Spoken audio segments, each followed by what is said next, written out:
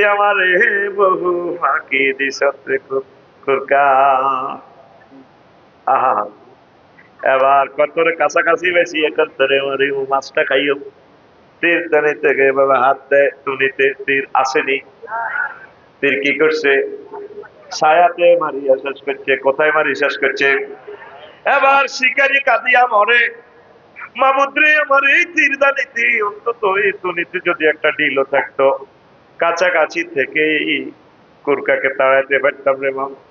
কি ভুল আমি করেছি, কি ভুল আমি করেছি।